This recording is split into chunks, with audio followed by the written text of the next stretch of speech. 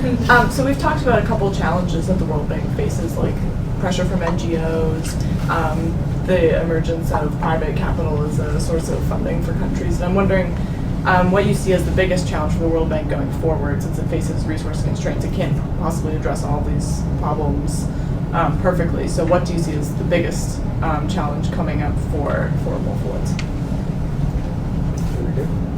Well, mine's completely unrelated, but going back to the linkages between international security and development, do you think that there's anything development can do, I mean, like, as it changes as well, for international security for non-state-based actors? Because that seems to be the trend. So can development capitalize on, the new interests the policymakers are going to have in those types of actors?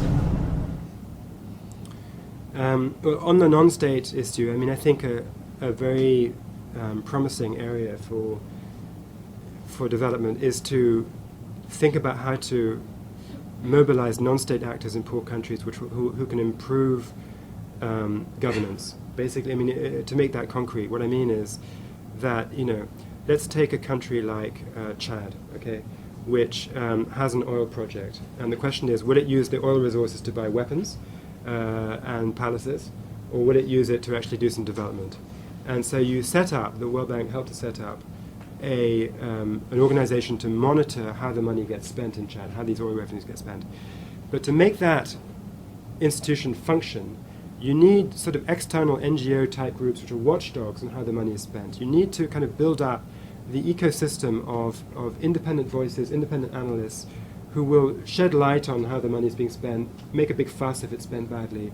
And I think that is an emerging and sort of very fertile avenue in development of kind of working with those groups. And I particularly like a group called Global Witness, which is growing very fast and is UK based. And essentially the idea is simply if you put information out there about how resource revenues are being spent, whether it's from timber or from diamonds or from oil, you can embarrass people out of doing the worst kind of corruption.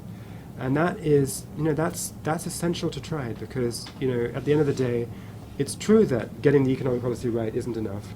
You do need to get, the economic policy can be perfect, but if all the money is stolen, it ain't going to help.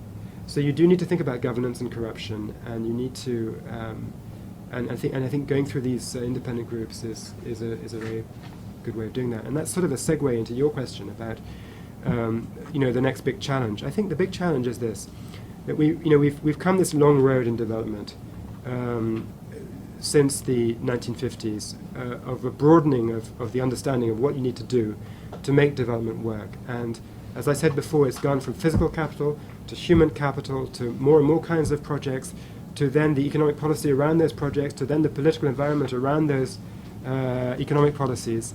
And the thing has been defined so broadly that it becomes very hard to define, well, what is the World Bank really going to do? Because it's sort of everything by this point.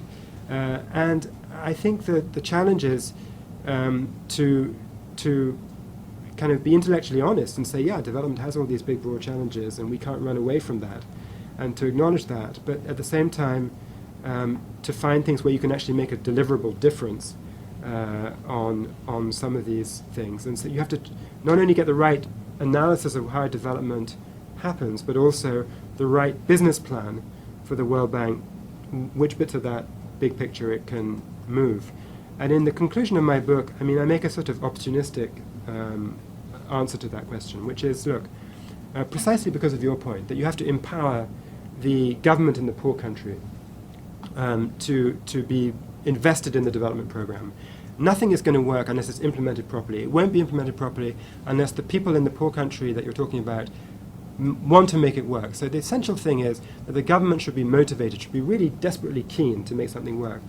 And if they are keen, I mean, since development is this very broad spectrum of different things that contribute to it, you should let the developing countries figure out what's their priority. You should by all means dialogue with them about what makes sense, but it's really their choice about what they want to do. And then you should get behind them. If they have a sensible plan, you should get behind it with money and advice. And you should be less keen to sort of insist that they adopt your priorities, because if they do that, they won't implement them because they won't really believe in them. And so I think it's this sort of, it's thinking like a sort of service industry with a client, and asking the client what the client wants, and then, if it makes sense, really backing them, which is the big challenge for the world.